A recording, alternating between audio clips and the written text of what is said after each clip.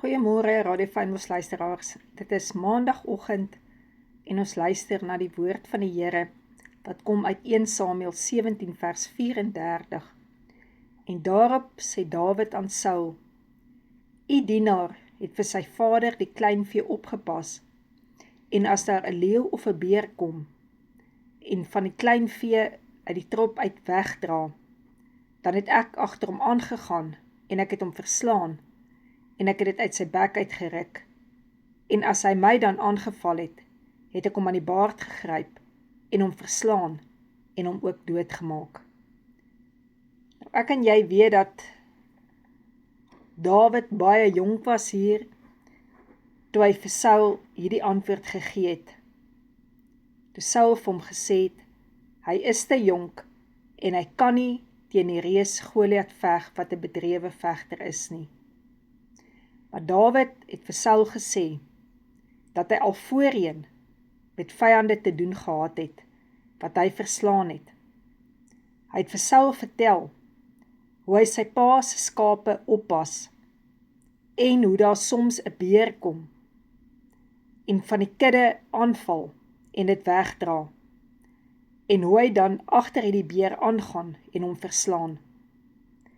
En hy het ook vir Saul vertel, hoe dit met die leeu gebeur, wat van sy pa se skapies gryp, en weghardloop daarmee.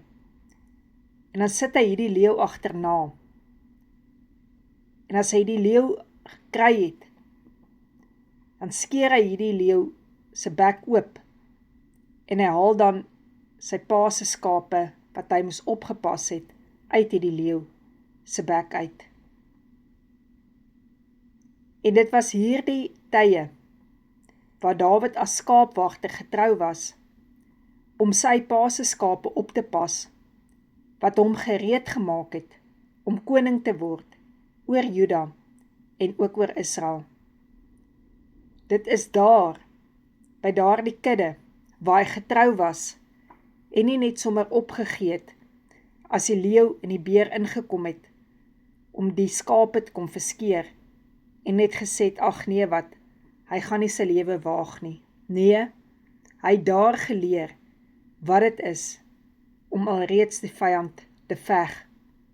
En daar, sonder dat Dawid besef het, was hy al gereed gemaak, vir daardie geveg, wat God geweet het, gaan voorlê, met Goliat.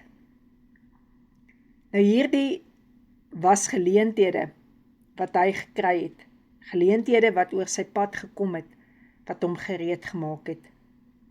En net so as ek vandag met jou sit en gesels, sal jy my ook kan vertel van goed wat jy deur is. Daardie tyd was dit vir jou moeilik. Dit was vir jou goed waarvoor jy moes opgestaan het. Goed waarvoor jy nie kans gesien het in daardie tye nie. Maar weet jy het vandag 'n getuienis om te kan sê, hoe jy daardie beer en daardie leeu oorwin het. Ook waar jy vir mense opgestaan het, wat hulle self nie kon verdedig het nie. En in sulke tye, besef ons nie, dat dit vir ons tot seën gaan wees, dat alles ten goeie gaan meewerk, wanneer ons daardie leeu veg nie. Ons lees altyd hierdie goed so maklik, maar sê vir my, sal jy in die werklikheid kans sien, om 'n leeu agterna te sit, hom aan die baard te gryp, die manhare te gryp, en hom te veg, as hy jou terug aanval. En net so sê die woord vir ons, dat Satan loop rond soos 'n brullende leeu, op soek na wie hy kan verslind. En net so, moet ek en jy ook nie net toelaat, dat die vyand ons verslind nie, maar ons moet hom ook, met die volle wapenrusting, wat aan God behoort, moet ons hom teestaan, met die goddelike wapens, moet ons hom teestaan, en moet ons hom oorwin.